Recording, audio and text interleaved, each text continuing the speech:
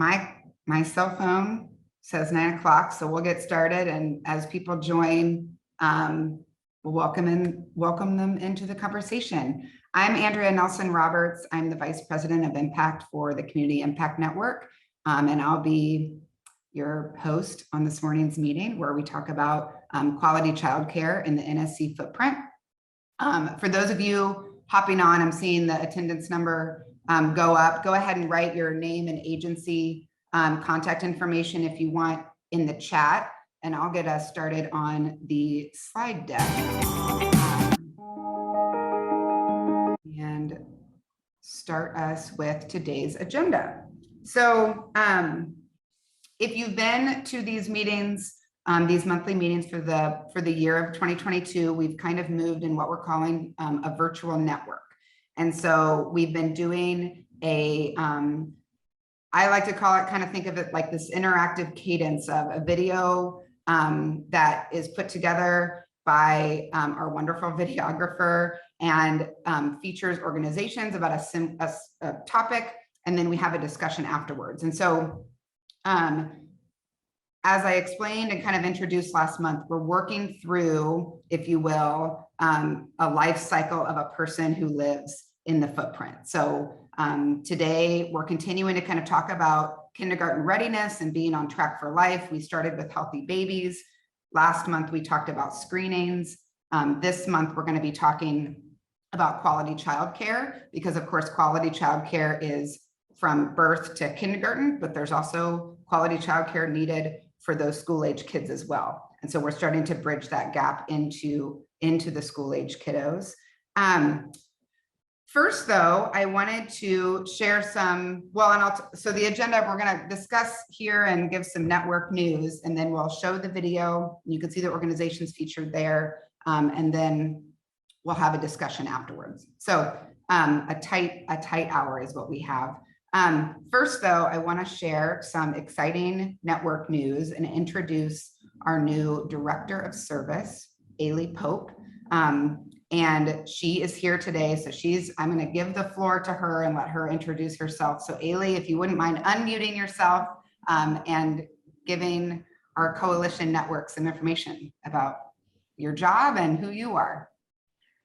Good morning. Good morning. I'm so excited to be with each of you this morning. My name is Ailey Pope. I am originally from Kansas City. I've been living in St. Louis for about 4.5 years now. My previous job was as the community liaison statewide for United States Senator Roy Blunt. And so for the last 7.5 years before moving to St. Louis, I worked in Washington, D.C. on Capitol Hill. And came back and just worked the state and did community outreach and community engagement for the senator's office. Now I'm the director of service over at the network, and I'm so excited to work with each of you. I've taken time to look at your organizations and see what you do. I am here to be a support to you. I'm here to be a boots on the ground for you. I'm here to be your advocate. I'm here to connect you. I'm here to be your bridge. But most importantly, I'm here to push your vision forward and be a support for you. So thank you all so much for having me. I look forward to having personal time with each and every one of you and your organizations, and most importantly, the folks that you serve. So feel free to email me, call me. I'm a weekend worker, so if you have something on the weekend that you have going on, I'd love to be there. And so, yeah, I'm just excited to be here and looking forward to connecting to each of you and hearing more about the work that you do and being active in that work on behalf of the network. Thanks, Ailey. Welcome. If you couldn't tell, you'll have to trust me when I say that Ailey is a ball of energy. She's brought a really fun energy to the office and has had the pleasure of meeting some of you that I see on the call and the attendance sheet. So I am excited for you all to get to know her if you haven't already, and speak with her about your work. So we're really excited to have Ailey here. Thanks for that, Ailey. If you haven't already, Ailey, go ahead and put your contact information in the chat, and then people can have your email and all that kind of good stuff. I just saw Marcy asked for that, so thank you for doing that. All right, so The meeting goal for today, we're going to discuss how quality childcare prepares children for kindergarten and puts them on track for success in life. And as always at the network, we're focused on the Normandy Schools collaborative footprint. So those 23 municipalities here, and you all work in this space as well. We're going to be talking with Bell, Normandy Early Learning Center, STAR Coaching for Early Educators, United for Children, and YWCA Head Start. So I'm excited. Some of the organizations we've talked about the past couple months because they're working in spaces of that 0 to 5 age. And as we continue to work through that life cycle, we're going to work with other organizations, some of you that work more with those school age kids or the basic needs. So we'll get to all of that this year, and I'm really excited for you to go with us on that journey. As a reminder, our vision at the network is to build equity, and our mission is to create spaces and places where transformational relationships are built. We have 3 coalitions. I'm reading 5 by age 5. 3 coalitions in the network. Some of you are a member of just one, some are a member of all 3, but those 3, 5 by age 5, the goal is to ready the children of the community for kindergarten. Back to basics, the goal is to honor the dignity of the community by increasing access to life's basic needs. And youth first, the goal is supporting youth of the community to complete high school, prepared for post-secondary options and jobs. All right. Also, I think it's good to kind of go through the meeting norms on these meetings as we have this virtual network. So we try really hard to start on time and end on time. Everyone has a voice, even via Zoom. So whether you want to unmute yourself or write in the chat, feel free to do that. We're focused on intentional honesty and listening, always presuming positive intent. We want to create relationships and enhance conversations. And really the name of the game here is collaboration. So what's learned here leaves here. So please do participate, respect each other, share valuable resources. We have members of our team who track the chat to make sure, 1, to see who's here, but 2, if there were any connections that were trying to be made, or can I get the email for this person, or this person mentioned something that I have more questions about, please do add those in the chat, and we'll make sure to follow up with you. And then also this meeting is being recorded, and we post it both on the portal for the network and on our YouTube page. And so we will have separately the YouTube page and, the YouTube video and the entire meeting on the YouTube. So you can choose whether you want to share with your network just the video or the whole meeting. Okay, so before I lead into the video, I want to give a little bit of an outline and history on this topic of quality childcare and early education. So as I mentioned last month, we talked about screenings and the importance of getting kids what they need. This month, we're talking about childcare, and a successful community must have universal access to high quality childcare. It is critical to helping children develop social, emotional, and communication skills that lead to success in both school and life. And you'll hear the organizations talk about that in the video. A little background, the 5 by age 5 coalition was created and managed by Beyond Housing and United for Children. And so it's been around for about a decade here, over a decade. And the network was honored to assume that responsibility. So the members of the 5 by age 5 coalition have for years now been consistently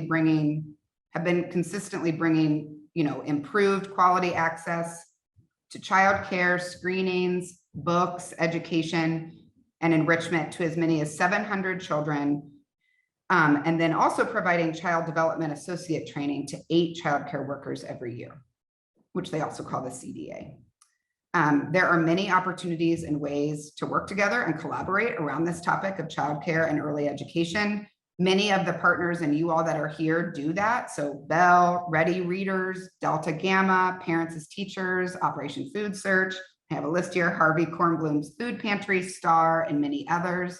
And so really for today, as you watch the video, I invite you to think about how your nonprofit could engage with the featured coalition members and make any impact in quality childcare in the NSC footprint. And we'll have some of the discussion questions around that today. So as you know, at the network, we're eager to make connections and serve the community. And Ailey introduced herself. That is her entire job as director of service. So she's really going to be doing that. So I invite you to engage with her and engage with us. And with that, I will start the video and get us moving on with the agenda.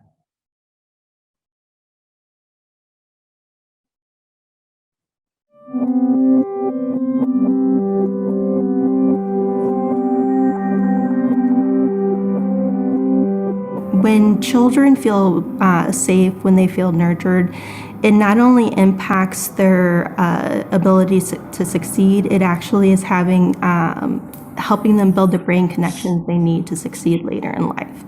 So when you look at the science, the first 5 years of a child's life is very important because they're building the brain connections needed to thrive in school. They're building their capacity to problem solve.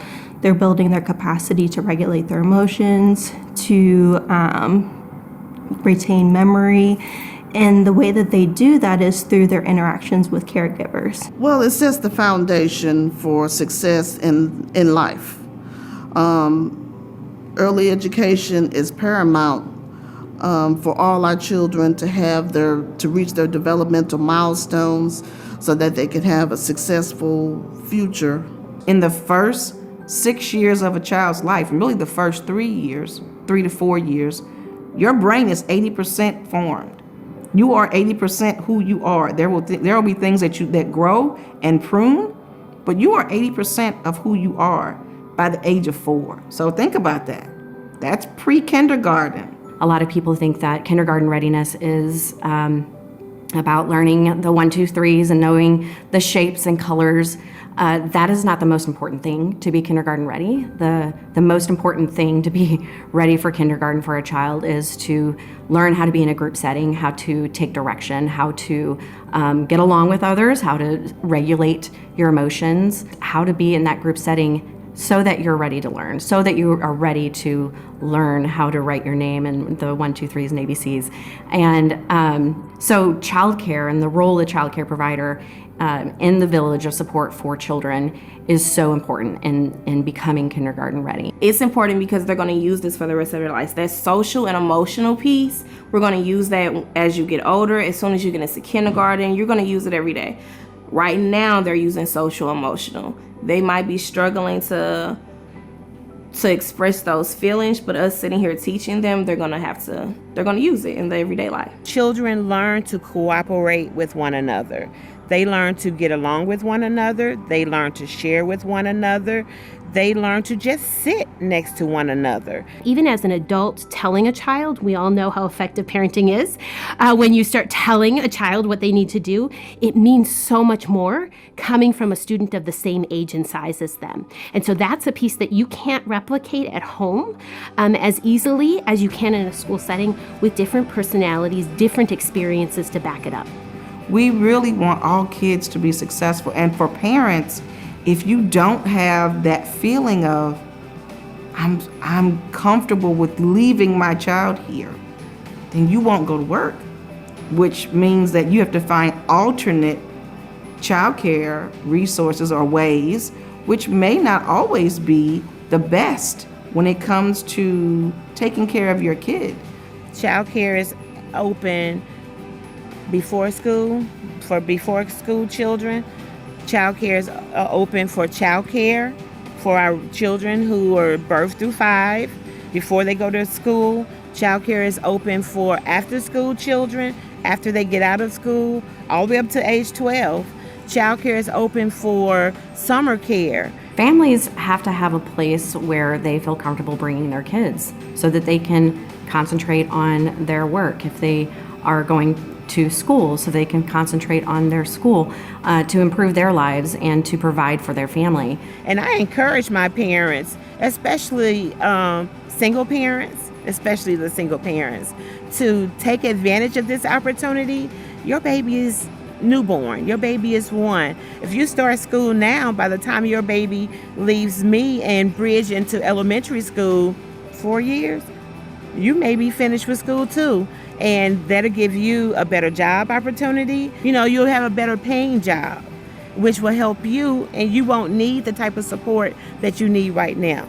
It supports the family in a way of relieving the parent's stress, but also making the parent feels like my kid's going to learn something in this space. I trust these people, you know, and that's what we want for high quality childcare, for families to be relieved of that.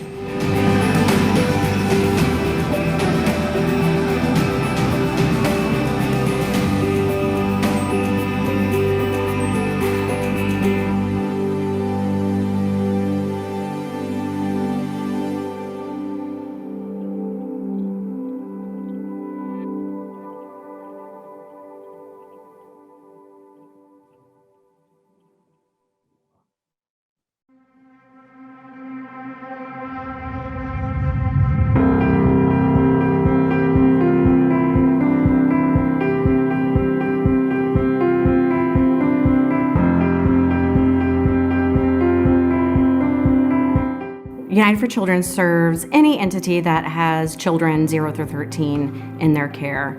That could be a license or license exempt center. It could be a home-based child care provider, an after-school program, a private exempt child care program. And essentially, we partner with them to find out what their goals are, what their dreams for the business are, and what they want to do to support the parents and their children in their care and who they're serving. These women and men, they put their heart and soul in every single thing that they do.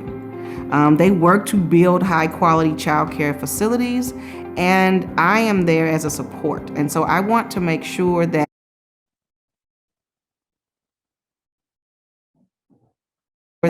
these early learning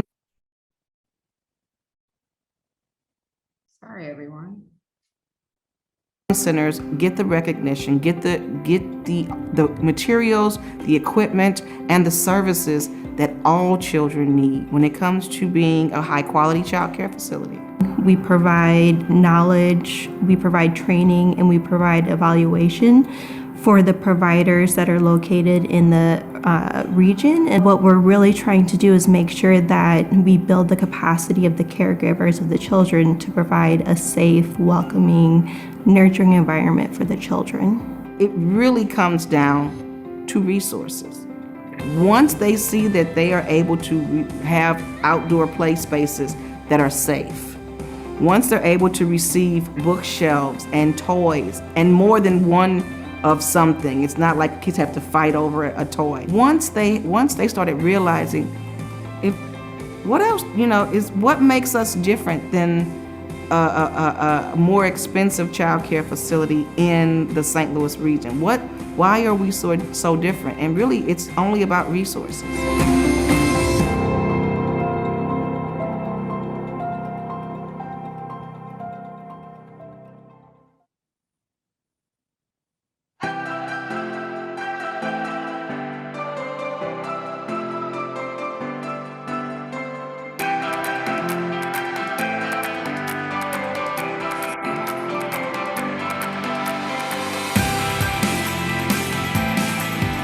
So our mission are the 3 E's: excitement, engaging, and exploration.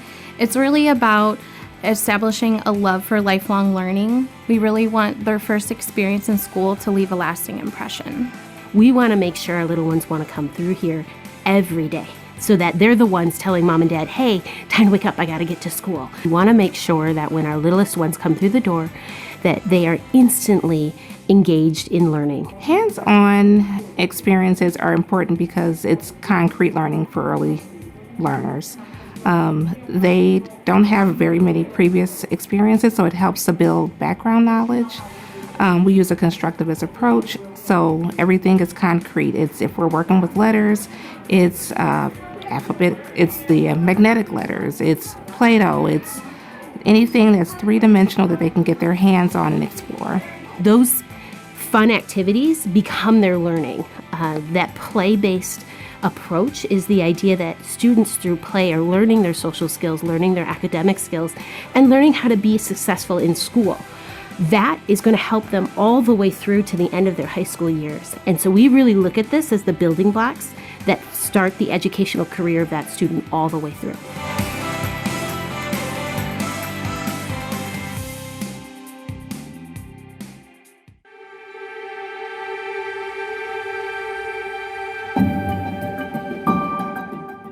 Here at the Head Start program, we work with children from 6 weeks all the way up until 5 years of age.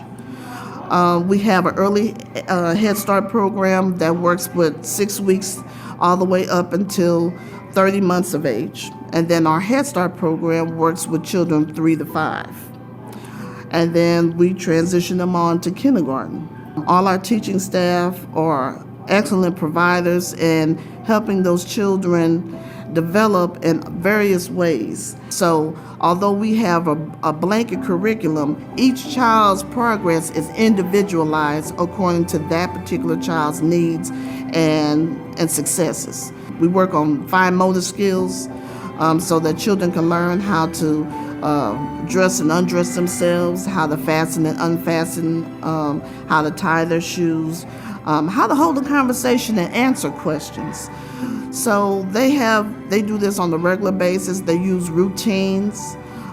They have a schedule so that the children are able to understand and prepare what's to come next. We also provide social services referrals to the families that also may be in need and not have access to other means such as clothing, Pampers, and other dietary needs, health care. All that information we provide them free of charge to the families.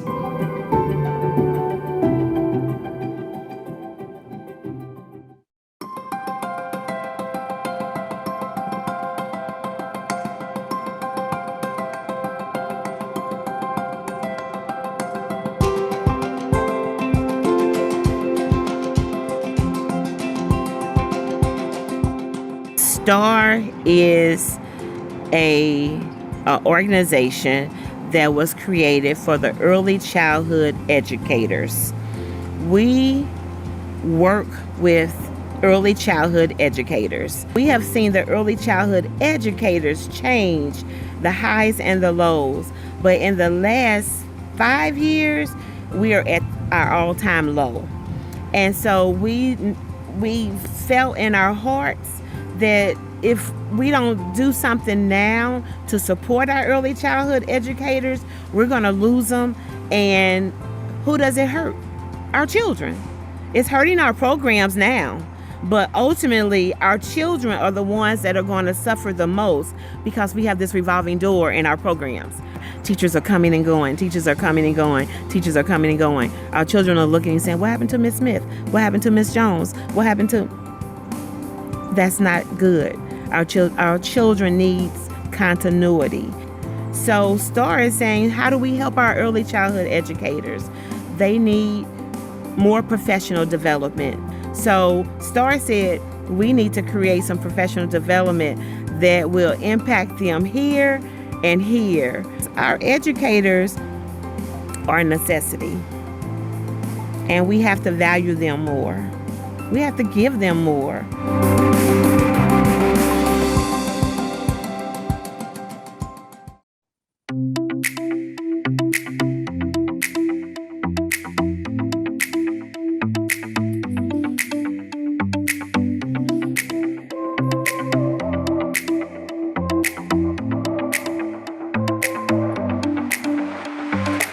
So through the Bell model, we provide early education specialists who go into the various centers and work with the students to do assessments on each of the children to determine if they have any delays or any disabilities that we can assist with. Once we identify a child's delays or disabilities, we go in and work with the teachers in those classrooms to help adapt their curriculum to better meet the children's needs. When we come into a classroom, we are really working on our relationships with those teachers because they know those kids best. So we are partnering with them, we're trying new concepts with them, and it's a journey. Like, we make sure that they know, like, hey, anything new that we're gonna try in here, I'm gonna be right here with you to try it. It just helps everybody as a team come together to work on the needs of the child, and to really understand how each child individually learns in the classroom. Not each child is, has a cookie cutter way of learning. Every child's different. In addition to our site leader role, we also have social skills groups that are ran by our speech language pathologist, Sarah, working through different language concepts through books and different hands-on activities. The teacher can see those learning and language concepts that they're doing inside that group and also apply them outside of the group in their classroom on a weekly basis as well.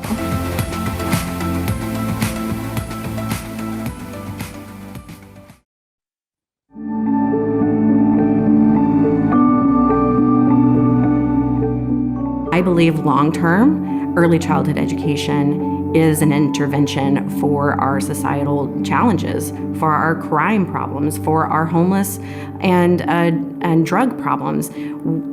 There are studies and research that shows a great correlation between lack of early childhood education, the high quality aspect of it, to dropping out of school before graduating, to entering into the juvenile system, to engaging in risky behaviors that ultimately that child as an adult ends up in prison, and that is called, the preschool to prison pipeline. That is a real thing. There is correlation after correlation to early childhood education, the lack of it, to understanding how many beds need to be prepared for prison. In order for a child to grow and develop in a healthy adult, they have to have a safe and nurturing environment.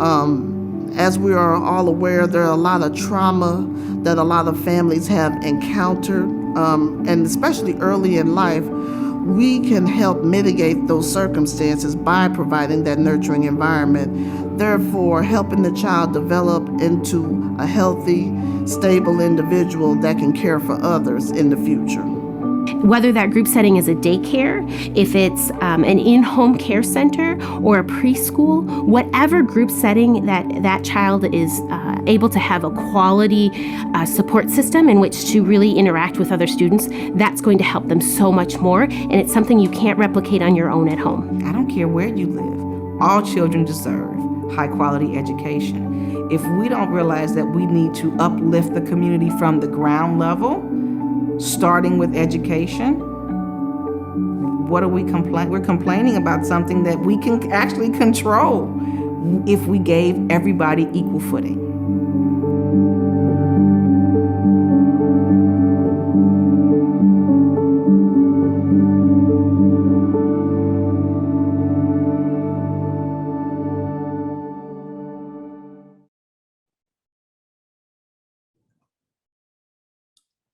Okay.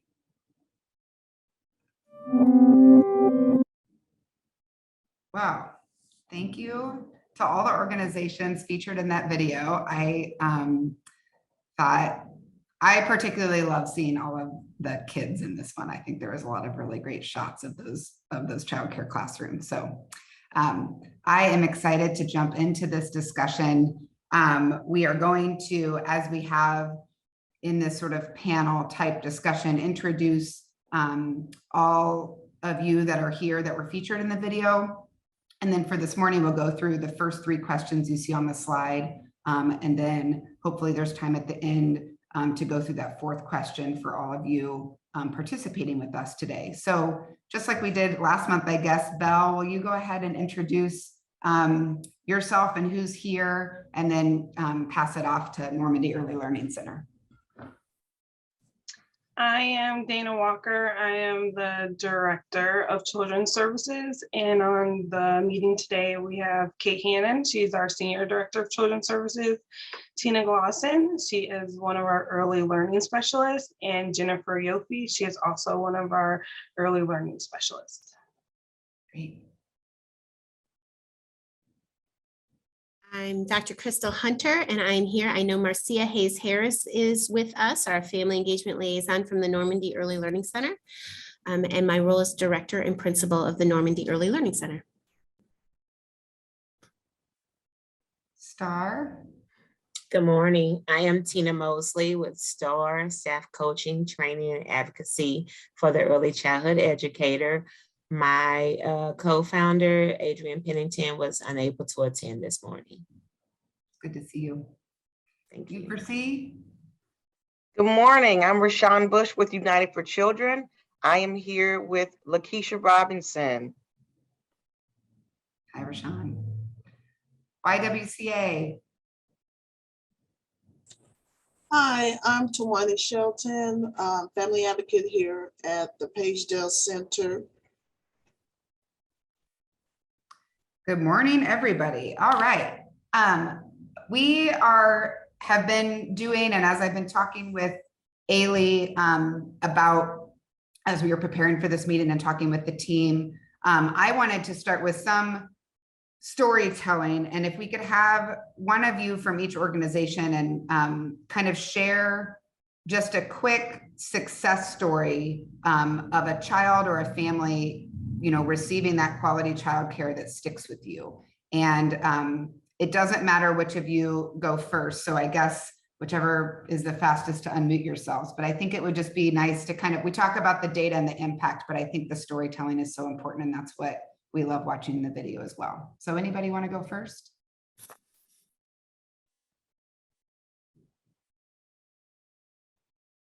Okay, I'll go. Okay. One of the success stories with STAR was during the pandemic, when we got hit with the pandemic last year, and STAR was just starting out. And of course, CDC came and said, everybody shut down. And all of the child care programs were faced with, do we close or do we open? Do we close or do we open? And so many programs said, well, we don't know what to do. So, you know, a lot of them closed down. And the ones that decided to stay open, what do? Nobody came around and gave out PPE supplies or gave out information on what to do. So STAR stepped up and said, well, the programs that are closing, how about you sharing your supplies, and we'll come around and pick them up and we'll give them to the programs that are still open. And they were like, well, we have half a cans of Lysol and we have some boxes of gloves that are open. But the people who were open didn't care. They just needed the supplies. We didn't know how long we were going to be open, how long this was going to last, right? Nobody knew anything. So we were able to go around, jump in our cars, jump in our vans. We had a few volunteers. We went around to the programs that had closed, picked up their supplies, went to the programs that were open, gave them the supplies, and then it lasted longer than we expected. Then the programs that were still closed called and said, hey, we have food, we have milk, we have things that, because we're not opening, come and get these things. And the programs that were still open, you guys want some more supplies, you want some more resources. And then the some of the programs that are on here, you know, they kicked in, they was like, hey, can we do something? What if we do this? And what if we do this? We looked up and we had a community supply drive, and it was wonderful. It was awesome. ECE to me showed the world what to do, you know, during a pandemic. So that was one of our success stories. Yeah, that's great, Tina. Thanks for sharing. Thanks for sharing that. Topical for the collaboration that we're really trying to talk about today too. So that's great. Anybody else? Well, I will share a success story or success stories I should say. I don't think I can just pinpoint one thing. Tina, very eloquent. I mean, that was a beautiful thing that Star did for the community. But I would also say, in addition to that, what I saw during the pandemic and what has happened since is everyone has learned to pivot. Nobody is stuck in their everyday routine. This is how it goes. So now when things can't happen, you figure out like, how do we make this work? And so the pivot has created and expanded early child care centers' knowledge and also their reach around who they touch. And also the community has grown from COVID. We saw COVID as a bad thing, or it harmed lots of things to early child care centers, but it also created another world, and it also solidified the validity to early education. It made the world recognize that without us, you can't go to work. You can't do anything. You can't move unless your children are taken care of. And to me, that is what it did. That is exactly what it did. It proved to the world that early education is vital. It's crucial to the development of the country, not just education in itself, but to the world. Well said. Belle, Normandy, or YWCA? Yeah, Miss Marcia is going to jump on here with me for this one. Because our first year opening, we were still in a construction site, and in the following 2 years has been COVID. There have been certain pieces that we have desperately wanted to put in place that we weren't able to until this year. And this year we were really focused on the idea of starting our family advisory council. And so the FALs, Miss Marcia and Miss Kathleen Johnson, helped get that established. And the point that we wanted to have this group do, there's a lot of parent advisory councils that are out there, and they do support the building, and they do support what happens in the particular daycares or facilities that they're working with. We really wanted to make sure that the work that they were doing was directly impacting what was happening with the children on a more deep level. And so our parent advisory group took over our staff appreciation week, because making sure that our staff understand that they're appreciated by the community and the families that they're actually working with is a lot more meaningful than it coming from, me as the director. And so they took that piece on. We also had them help plan our end of the year celebrations, because this is the first year we're really able to implement an end of the year celebration. And we wanted to make sure that our current parents had a voice in that, in setting some of the traditions that we'll probably use for the next 50 years. And then the other piece of it is we have them looking at our parent handbook, because no one knows more of what information is useful to a new parent coming in than the parents who've been here. And so they're giving us feedback and making sure that what we're putting in there is helpful and very clear to the families, and what to really emphasize with them. So getting our parents on the level of how we set things up in our center and what some of those traditions will be moving forward really has a big impact on making sure that our families feel valued, making sure that we have all voices heard, and that we're able to celebrate together in that way that we've not been able to do it for the last 3 years because of lots of things outside of our control. So we're really excited about being able to get that off the ground this year. Yeah, that's really great.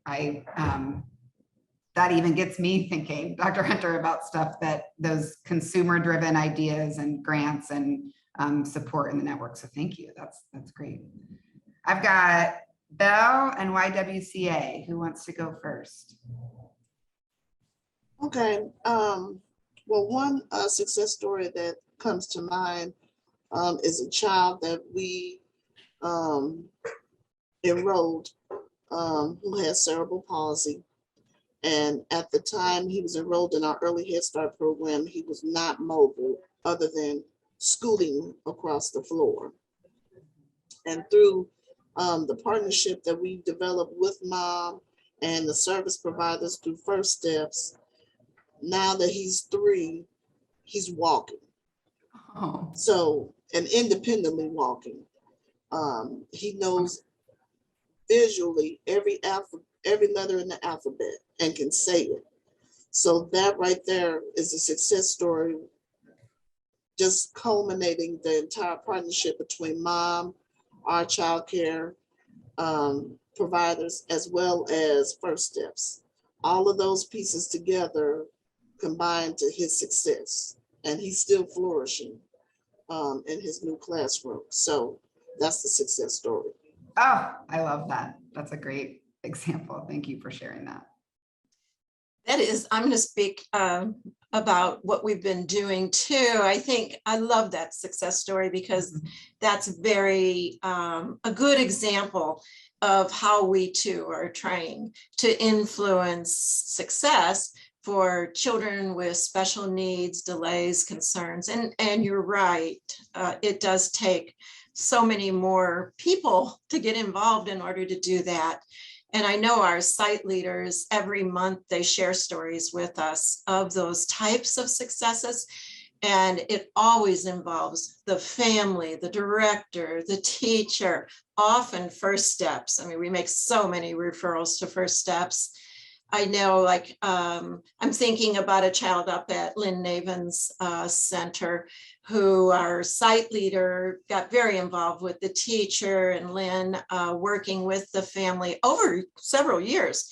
And then finally, one of our site leaders, Tina Clausen, who's on this call, was also brought in through First Steps as a First Steps provider to work with the child. And then the language group is up there with our Sarah Marshall, who does a weekly language group in 5 or 6 of our settings. All of these combined collaborations, it's not, you know, I want to talk about it as a success that we share in, because it's just such a combined effort. And of course, we know there are children with special needs and challenges in every setting. I look at the directors on this call that we work with, and it just fills us with pride. Tina Mosley, to hear you speak, I just love what you're doing with STAR and what you're doing in your own center. And I hear Jennifer Yaffe come in every week and talk about the successes, the challenges, the successes, the little steps, you know, that just eventually get children, families, teachers moving forward on that right track for success by kindergarten. So we celebrate all of you. That's a great wrap up, Kate, of that question. So thank you for sharing that too. I mean, let's, you know, it's always like the one and then the other. So I really wanted to talk about some success stories. And then the video really touched on some of these gaps and barriers. We know, you know, I think I saw in the chat just now, it's like we are the workforce behind the workforce in childcare. And I think that's a really good point. And the video touched on that. Some of the interviews touched on that. I know that Ms. Mosley talked about being at an all-time low with staff and educators. And I wanted to, you know, kind of beyond what the video touched on, if we could just take a couple minutes to talk about and share with the group, what are the current gaps and barriers in providing high quality childcare to kids in the district, both for 0 to 5, and then also starting to talk about that school age kids. So anybody want to tackle that question first?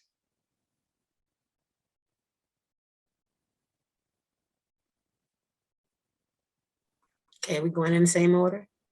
We can't. I mean, you're welcome to go first, Tina, and get it started for sure.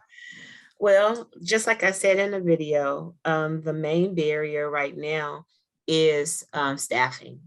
Staffing is, for me, I'll speak for myself, is a main barrier, and the inconsistency of staff being present. And even when they're present, they're not present. And the constant modeling and coaching that's required of myself for them, even the ones that comes with experience. So that takes a lot from the administrative side to have to give to that one-on-one teacher. So there really needs to be like a on-hand coach for those teachers that's coming in to the sites, so they can have that one-on-one. And I appreciate Bell being here at my site, because they have been able to assist me with that, giving that modeling with my children and helping to model with that teacher, you know, well, this is what growth motor looks like. This is what, you know, best practices, developmentally appropriate practices, you know, where the teachers are coming in on paper saying they have the experience, but when they actually get into the classroom, it doesn't reflect that. So that's been a big barrier. And even speaking with my colleagues, it's the same way. It's the same way. We have this saying on our group chat, we just can't make this stuff up. You know, we're gonna start a reality show, and that's gonna be the title of it. Yeah, I'm sure there's a lot of truth being told in the group chat. Yeah, we just can't make this stuff up. Yeah, Sure. Exactly. So, but that's the greatest barrier right now. Well, and I appreciate, Tina, you sharing both the barrier, but then what you see to be a solution to that barrier, which is, you know, the barrier is staffing, but a thing that you see works is that coaching and mentorship. So, Yes. you know, it's Yes. something that any issue has a solution. And so I think making those connections is really important. Anything, not to move on beyond staffing, I know that's a big one and it's been listed first. Anything beyond staffing that the organizations featured on the video want to talk about as being an issue right now or barrier? Yeah, one that we see is with, you know, providing those therapists for, you know, any kind of language therapy or occupational therapy, physical therapy. There's a long wait list. So like in order to get those therapies, you usually have to go to, you know, Mercy or St. Louis Children's or some kind of therapy services, which means that the parent's going to have to pick their child up from daycare, transfer them to wherever therapy is going to take place, stay with them, then take them back to daycare so they can go to work. And for most families, that's just not feasible. So that's why, you know, our speech and language groups that we have inside the classroom, where the teacher's part of that modeling of that language support is so important, because we're not only getting the teacher in there, but we're getting those kids that wouldn't ordinarily be able to get those therapy services right away. Yeah, that's a great point. So definitely what I'm hearing too is therapists and access to, given the wait list, and then also like the transportation and access issue. So it's one thing to get there. So it's also, you know, what maybe could be more accessible in those rooms or down the street or in the, you know, it's St. Louis traffic system. So. Yeah, because a lot of time once you identify, you know, that the child might have a language deficit, and then you contact any of the therapy services, they're going to tell you that they have a 6 to 12 month waiting list. Oh my, yeah. A barrier that we're seeing, or a gap, we hear a lot about how there needs to be more mental health services in place for children. But we're also seeing it with the parents and the adults on a much more intense level. I almost feel like we should get together regularly and be like, let's talk about what happened during COVID and give people time and space to share what that impact was on their households, I think it goes beyond the idea of just saying, yeah, it was hard. I think we need to have real conversation around, I get nervous now when I'm in a crowd. That could be the grocery store, that could be anywhere, and talking through and just giving voice and space and then strategies around that. I think that with adults as well as children, because children are also feeling that from the adults around them.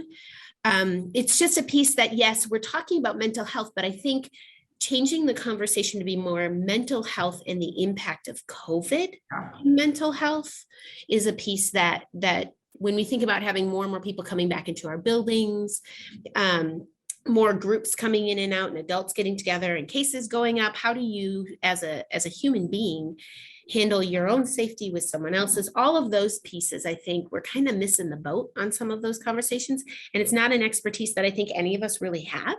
We have great empathy, but not expertise. And so that would be a piece that I see would be helpful. Yeah, I think that's a great point. Emerging from COVID isn't just taking off the masks, right? There's a lot of like emotional and mental trauma for some families that happen. So I think that's really great to add. I do want to move.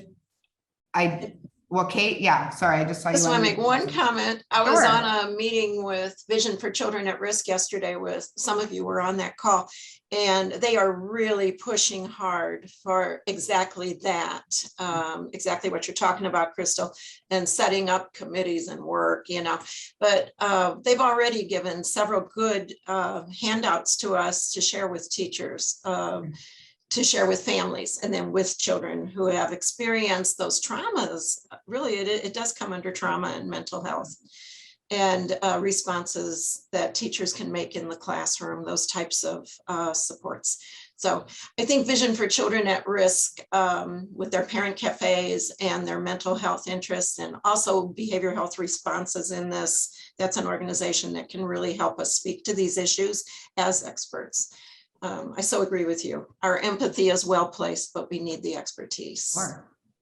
Andrea, I just want to make one comment after everyone else. Everybody has given great points about the families, about the classrooms, about the teacher gap and all those pieces. But I'm always here for the teacher because I used to be a teacher. And so I want to make sure that we think about the teacher in the same way that we think about the staff, that we think about, the families, because the teachers are experiencing these same things. Exactly. And sometimes they don't have the resources. They don't make enough money to do a lot of these things that we're saying, oh, teachers do.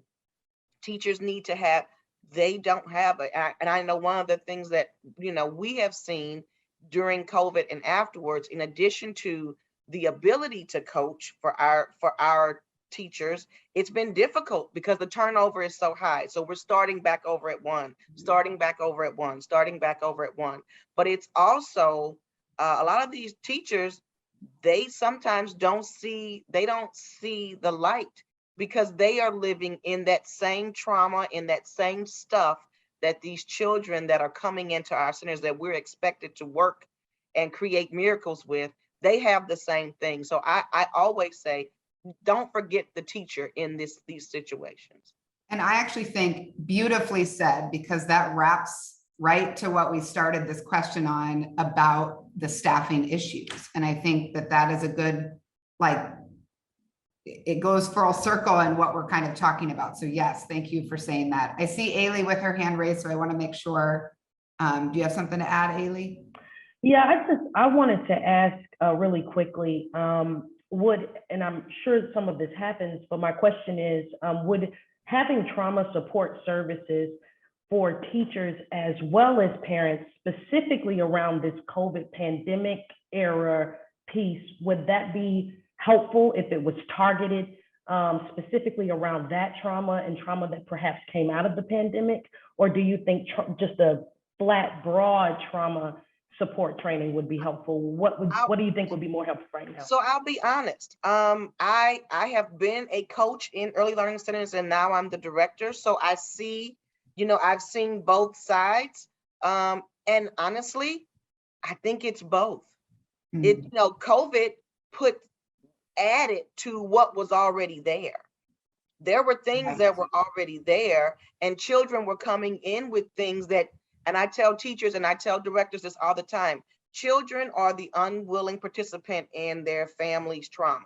They don't have a choice in what they receive or what they are exposed to. They just are there, and they are, receiving this stuff because of a variety of situations. But so are the teachers. The teachers have these same things. And I know I have talked about it, you know, with directors and with teachers around having some trauma therapy. So you have to be willing to come in and be willing to share and be vulnerable. And also, I'm going to be honest, some of our centers are 24 hours. So when is the availability? Some of them work until 6 p.m. in the evening, but they need the money, and there could be a group that's on a day that they can't come. So the navigating of that can be a little tricky. It's worth a conversation, absolutely, but I do think it's trauma plus COVID. Yeah, I think that's a good point. Thank you. I had a chance to look at the clock, so I know we're nearing 10 o'clock. I did want to, in just a couple minutes, well, a reminder that you can add any ideas or questions you have in the chat, and we will get back to you. Since we have Ailey, we're talking about, you know, not having these monthly meetings necessarily be the only place that we're facilitating some of this discussion. So I appreciated Kate mentioning the Vision for Children at Risk, the resources there, but we've talked about maybe what topics and conversations should spin out of these monthly meetings. So I definitely don't want to have it stop at 10 o'clock and then we're done talking about it. But for a couple minutes, anything for the organizations featured that you're thinking of, how specifically the network or the coalition members here on the call could support or serve you?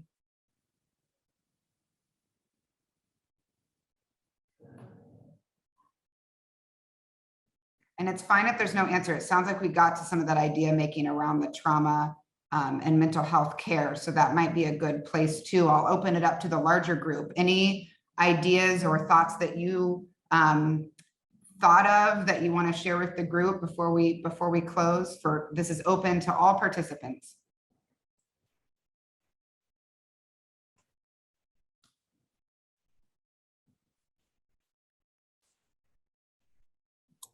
So this is Marcia Hayes Harris. One of the things that happened prior to COVID, when I was at the St. Louis Public Schools, it was actually the year that I left. They contracted an agency to come in, and their whole focus for the year was trauma-informed care.